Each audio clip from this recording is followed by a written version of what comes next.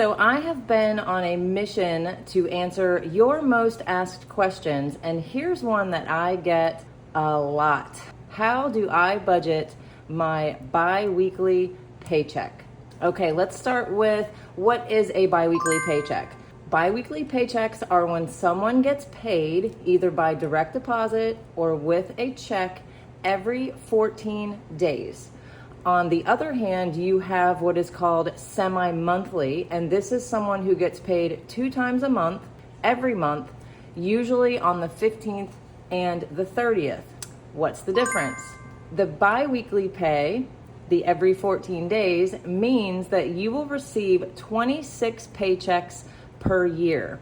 Semi-monthly receives 24 paychecks per year. So this means that there will be 2 months every year that the bi-weekly group will receive a third paycheck. Yes, and we will get into that more later in the video. That is the only difference with bi-weekly and semi-monthly. And I want you to keep that in mind. Bi-weekly will receive 2 extra paychecks per year. Semi-monthly does not. Now here's the big question. How do we budget our 2 paychecks per month? Now, since most bills are due once a month, what you're going to be doing is allocating your funds for the first half and then the second half of every month. So let's get to step 1. You're going to want to write down your income versus your expenses. And we're going to start with your income. And what we need is your net amount, your net pay, and this is after taxes. Your gross pay is what you make before they take all the deductions of taxes, Social Security, Medicare. Okay, so we need your take home, also known as your net pay. Now, for some people, this will be really easy. You know what you make every 2 weeks. No problem there, right? You just write in what your bi-weekly paychecks are. But what if your paychecks are always different? Now, this is where you are going to find what is called your baseline pay. And when you have a varying pay, it is extremely important for you to use numbers that will reflect your lowest month of income from the past year, not the higher months. Why? If you use your high income months to budget with, you will fall short. Instead, what you're going to do is use a mountain valley style or technique. This way, when you have that better month, a mountain month, that money will be saved and set aside for the months that you're in the valley, right? Looking out for your future self. So let's use an example. You've been making around $2,500 every paycheck, bringing in a total of $5,000 a month. However, you do remember that back in January, your pay was $2,000 a pay period, making your monthly income $4,000. That's $1,000 difference. Significant, right? And man, that happened right after Christmas too. You were not prepared for that, and it caused a lot of stress. Okay, so we don't want that to happen again. So this is August, and I want you to go all the way back to August of 2023, 1 full year. You can use your online banking, just filter your deposits and write down your pay amounts. If you don't have your checks direct deposited, maybe ask your boss for a printout. I worked for a one-man show and he used QuickBooks, and I received a paper check every 2 weeks. And all I had to do was ask him, and he could easily print out something like that for me on QuickBooks. Okay, so we should see what our lowest valley month income amount was. And let's use the $4,000 example, and we'll go ahead and write that down. We're going to use the month coming up, September of 2024. And as a bi-weekly budgeter, we've got 2 paydays coming in. One is on September 6th, and the other is going to be on September 20th. And we are expecting $2,000 each paycheck. We know that we are at least going to be making $2,000. You don't ever want to go too high. Now you're going to be ready because you're using those baseline pay numbers and working all of your numbers using that lower amount is going to ensure that A, you are working with more realistic numbers and not cutting yourself short when that valley does happen. B, you're going to be automatically saving those higher paychecks for the valley months without even really trying. And C, you are always going to be living within your means. Now, I actually want everyone, even my consistent paycheck listeners, to always be living within your means. And if you are not familiar with that saying, living within your means is when your spending and all of your expenses put together are just simply less than your income. That is a great feeling. It is a less stressful life, and we all want to be doing that, living within our means. Okay, so this isn't as always as straightforward for everyone as we'd like it to be, right? Just to get our income written down can be a process for some people, but that's okay. We have it now. Everyone's income is accounted for, our regular paycheck group and our varied group. I'm going to go ahead and write the 4,000, but you do have a spot here for your actual pay when that time comes. You can write that in here. But for now, as I said, we're going to stick with that valley amount. And now we're going to work on the expenses, your bills. And you always want to start with what is called your fixed expenses. And these are bills that are the same every month. You can count on your rent, your childcare, your car payment to always be the same. So what you'll want to do is just write those down. Don't worry about the amounts quite yet. We're just going to write down our fixed expenses.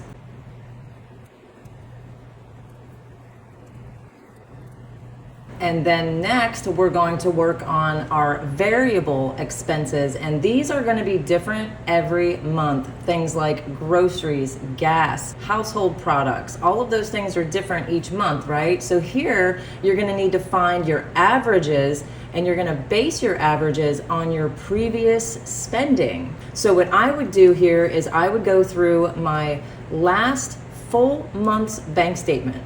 And when you do that, you're probably going to see things that you may have forgotten otherwise. So let's go ahead and write down our variable expenses. Okay, so I wrote down groceries, gas, and entertainment. Now don't forget, this is a mock budget. This is just to give you an idea of the steps that you're going to take to complete yours. Your numbers are probably not going to be the same, and your bills are definitely not going to be the same. Everybody's situation is completely different, so keep that in mind while we go through this.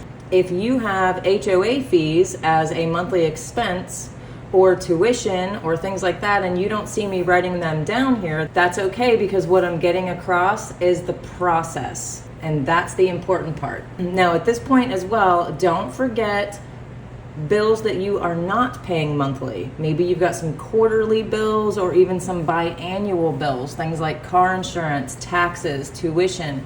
Make sure you write those down as well. Okay, so now we've got the income, and we've got all of our bills, fixed and varied, written down on our biweekly budget sheet. Yes, now we are moving along. Okay, so is this going to be 100% perfect? Probably not, but that's okay, because you are doing this thing that I absolutely love called progress. Yay! Your budget is going to get more and more accurate as you go. Don't worry. And I've said this many times here on the channel because this is a very important thing to remember. It takes approximately 3 months of budgeting your numbers to get them really dialed in. So give yourself some grace and just keep going. So now we get to put everything together, and what we're going to use is a good old calendar. Now before we go any further, I want to let you guys know this biweekly budget sheet And this snazzy calendar I just made for you guys last night, and it is linked below in the description. You just click it and print it out, and you will have your new bi-weekly budget sheet and your calendar to go along with it. Yay. That should help, right? I have a feeling that it will. Okay, so let's move on to the calendar. And what we're gonna do is we're gonna write all of these on here. And what this does, it is giving us this really nice snapshot, right? A visual view of everything all in one place. And this is gonna be a really helpful thing for you. So let's start with filling it out. We've got September up here at the top, and then we're gonna mark in all of the corresponding numbers. Okay, we've got all of our days written in, and our paydays are on Friday the 6th and the 20th. And I'm gonna put a little star up here to kind of help me out a little bit while I'm looking at it. Okay, and let's go back to this and go ahead and write down our numbers, just the full amount of each bill.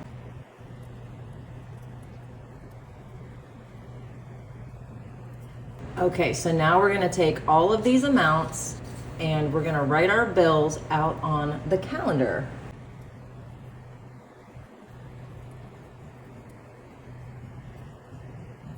Okay, so now I have all of my bills and my pay check amounts written here on my calendar. This is nice and easy to look at, right? It really is. It helps bring this together. So I love using the calendar as a way to keep organized. So now what if you wrote down all of your bills and you're seeing that a bunch of your bills are all due at the front or the back end of the month? Like, see how these are nice and spaced out for me, right? What if you wrote yours down and you noticed the big chunk of them are up here, or a big chunk of them are down here? And I'm gonna use a really good example, a car payment of $350. If that was up here in week 1, when you've got your rent payment coming out, you've got a childcare payment coming out, you've got gas you need to put in your car, you've got groceries to pay, putting this car payment up here would really be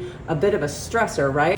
It would be difficult to make that payment each month. Now, a lot of people don't know this, but you can easily change due dates on pretty much any bill. Yes, some will let you do it online, others you may have to call, but it is doable. I have changed my car payment back in the day for that exact reason. I think they had it due like on the 5th or something, and it was interfering with my rent, and it was just really difficult every month. So I called, not knowing that I could change the due date. I called just to see, like, is there anything we can do? And she was so nice and just said, yeah, we can change your due date. When would you like it to be? I was like, oh my God, I had no idea. I'm over here stressing out for no reason. So I want you guys to know that you can do it with utilities, insurance, pretty much anything. Your credit cards, I think credit cards will even let you do it online. Just change those due dates around so that they make sense and your bills are not coming out of one paycheck, because that is difficult. So now we're gonna take the bill amounts and we're gonna split them up between paycheck 1 and paycheck 2. Okay, now this kind of seems to be the hard part for most people. So I'm going to try to make this easy to understand, because I know this is where a lot of people get frustrated, right? Okay, so the rent, $1,500 a month, you definitely need to break that up, $750 and $750. Okay, next is the phone. So let's look at our calendar, and over here is your phone bill on the 15th for $30. Now you don't have a paycheck until the 20th. So that would be late, right? So that means that this phone bill is gonna need to come out of this paycheck, so it's not late. So let's go ahead and say the phone, the $30, needs to come out of paycheck 1, the full amount. Next is the car payment, and it's in the same position, right? You can't wait until the 20th or you'll be late, so it needs to come out of the 6th paycheck. So let's write that down, $350. And let's see, insurance is next, and that is down here. Now this one is on the 25th, and you get paid here on the 20th. So yeah, you will have the $135 coming out of this paycheck. So we're gonna put a line through the first paycheck, and we're gonna pay that out of our second paycheck. Okay, Wi-Fi down here on the 24th, same thing, comes out of the second paycheck. You've got a loan payment down here for $100. That can come out of the second paycheck. Your credit card payment is up here on the 2nd, so you'll want to take that out of the 20th paycheck. Next are your subscriptions. You've got Netflix here on the 16th, and you've got Spotify here on the 12th. So what I would do, since they're here and here, is I would use this paycheck to pay both of them, because I don't get paid again until down here. So they would be late if I waited till the 20th, right? So $30 is coming out of my first paycheck. Okay, childcare. This one is $400 a month. That is a big expense, right? And I don't know how each individual person's childcare is paid. I do know that mine was kind of up to me. It could be paid weekly, bi-weekly, or monthly, but never longer than a month. So what I used to do is when I would get paid bi-weekly, I would go ahead and give them half and then the other half for the month. So that's the way I set it up on here. Every payday, and I actually did this every Friday, I would go cash my check and then I would give them the cash at the daycare center and they would give me a handwritten receipt. So we're gonna do 200 and 200. We're gonna split that up because that is a big one, right? Utilities. I have $190 written here. The electric is $150 and the water is $40. It is these two bills. And what I'm gonna do is electric is up here, so I'm gonna use this paycheck to pay that. So that'll be the first one, $150. And then this paycheck comes in time to pay my water. So I will pay the water with my second paycheck. Okay, groceries. I wrote down $400 and I forgot to write that on there. What I did was I broke it up each week, $100 every Saturday. Go grocery shopping Saturday morning and spend your $100. So we've got $200 from the first paycheck and $200 from the second paycheck. And I basically did the same thing with gas for the car. I put $50 for gas here and $50 for gas here, both on paydays. So we've got 50 and 50. And I went ahead and added entertainment, $100. So we gotta live a little, right? So I went ahead and just split that up 50 and 50 between the two paychecks. Okay, let's do some math here. Let's add up our full amount of bills.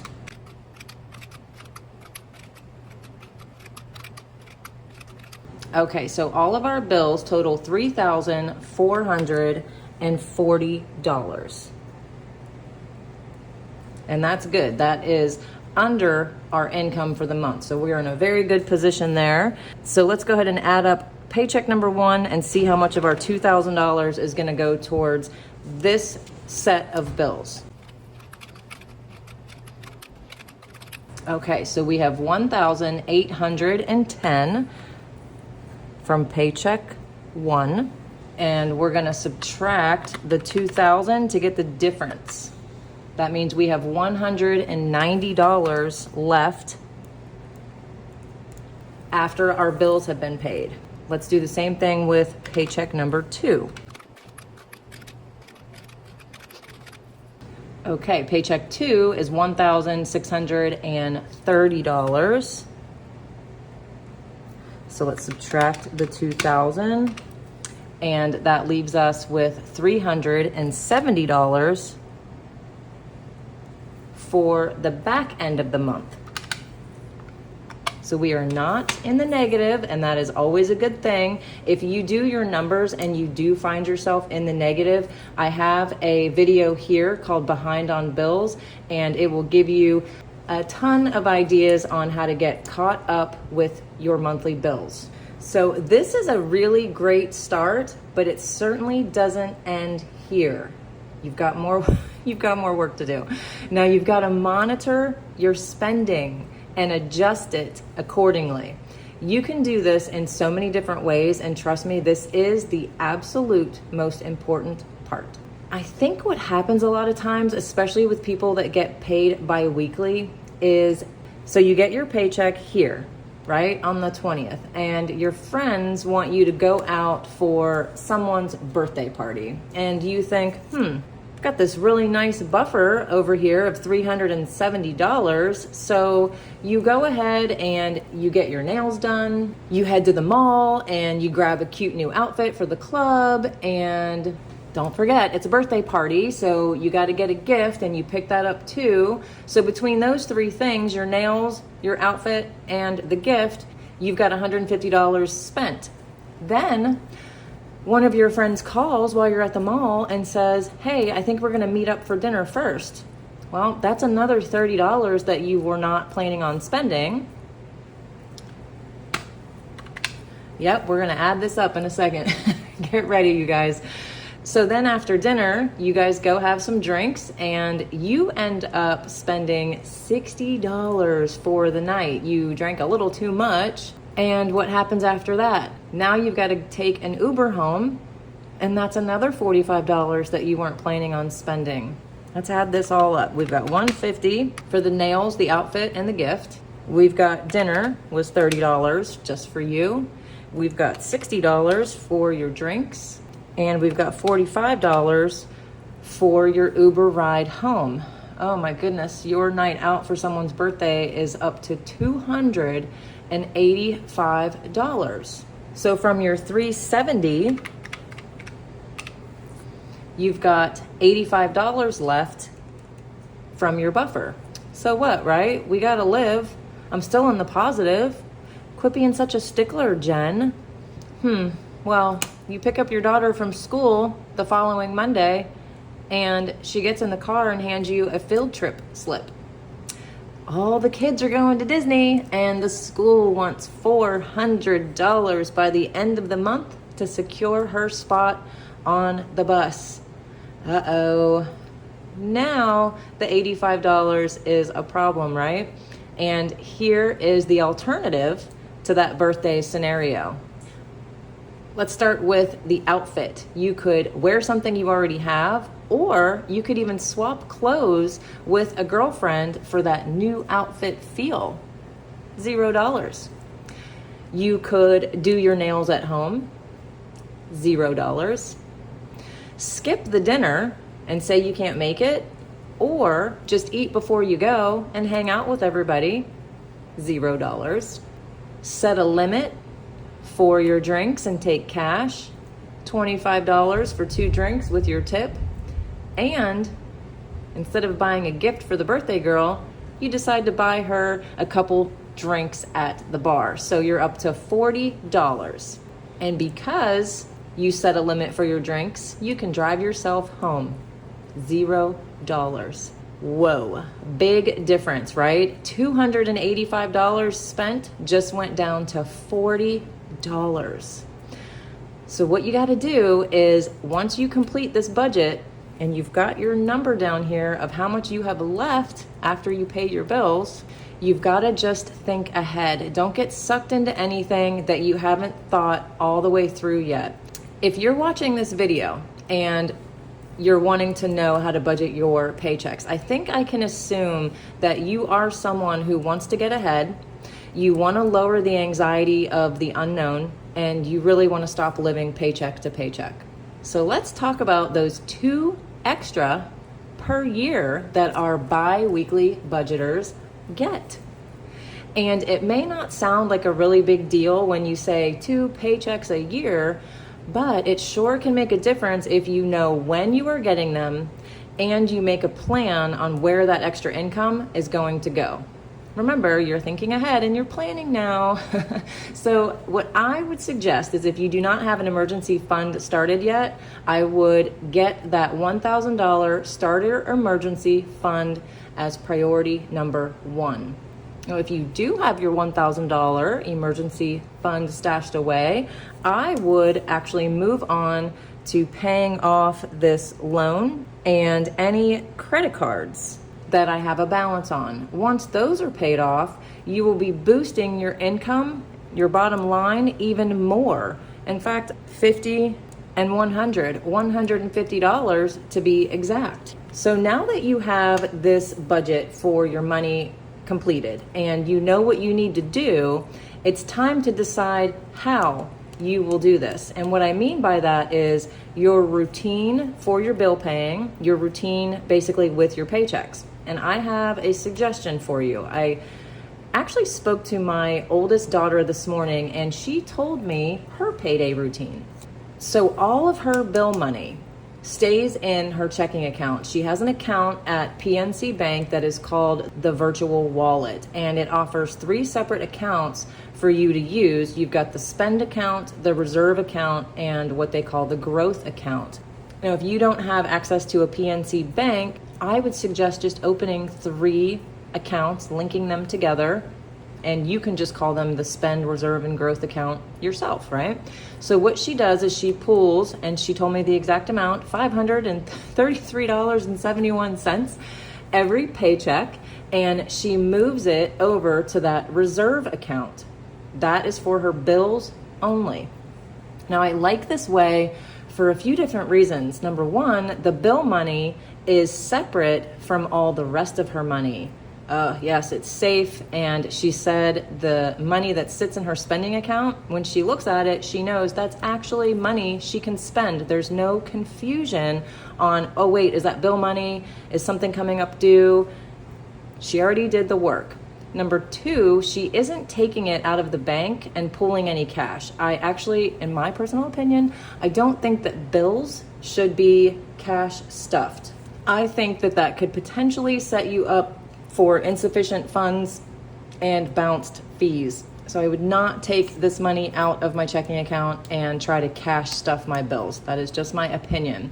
Now, number three, the routine is there and it's working for her. So using this biweekly budget sheet that we just filled out, the only things that I would probably go ahead and pull out in cash and have that with me separate from my bills are the groceries, gas, and my entertainment money. So here on paycheck one, $300 I would pull out in cash, and same thing here for second paycheck, $200, $250, $300 pulled out in cash. The rest of this I would move over to my bills account.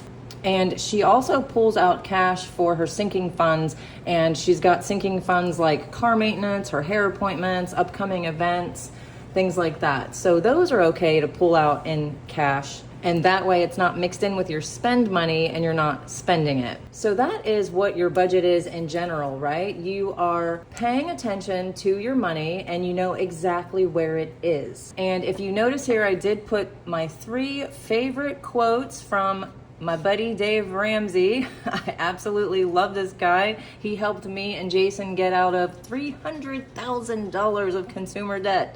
So yeah, I'm a big fan of Dave Ramsey, and I put over here for you guys as well as little reminders.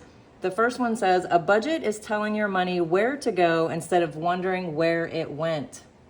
Yes, that is so true. And the next one says, you must gain control over your money or the lack of it will forever control you. No, thank you. Then the last one says, your greatest asset is your paycheck. Yes, these quotes, absolutely love them. And I want you guys to read that every time you sit down to do your budget. So important.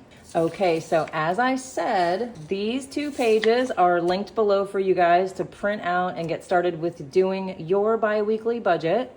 And you can go to the Dollar Tree, Walmart, or any thrift store and get yourself one of these 3-ring binders and make yourself a budget binder.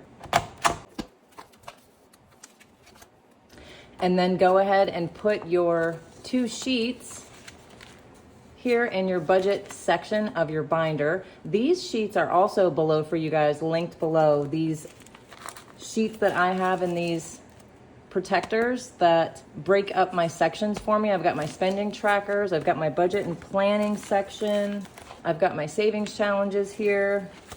So these are available for you guys too, linked below. And I just have mine, as I said, in a sheet protector. But that way you can really keep track of yourself and keep all of your information in one place. And I have this linked below for you guys as well. This is a full packet, beginner budget packet. And it has a budget sheet, but this budget sheet is not set up for bi-weekly. So you can just skip the budget sheet, but it is there. You've got a cash planning sheet so that you can keep track of the cash that you're pulling out of your checking account and where it's going. We've got a no spend challenge. We've got the emergency fund tracker. What you do is you put away $10, and for every $10 you mark off one of the honeycombs, and when it's all completed you will have $1,000 saved up. And it's got your spending trackers in here, and as I said, keeping track of your spending once your bills have been paid is the very important part. I even put up here in the corner, it says you can be better, and that is so true, because this is what gets us in trouble, right? The spending after the bills have already been paid. And I also have, I'm going to show you over here on the side, I have this budget packet, which it's basically the same as this one. There might be a few extra pages in it, I don't know, but it's more, I think, of an aesthetic. If you like, I guess, what I like, you might like this one. If saving up the $1,000 emergency fund just seems like some impossible feat to you, I also have a On My Way to Save 1K packet. It gives you all kinds of ideas and trackers and ways to get your $1,000 very quickly. I also have a debt payoff plan packet. I have impulse tracking games. I have debt tracking games. So many things for you guys. And if this is all new to you and you want more ways to get your budget together and you want to save even more, yes, for getting ahead and living a less stressed life, click here and watch this video where I go over every page of this beginner budget packet and I show you how to add them into your money routine.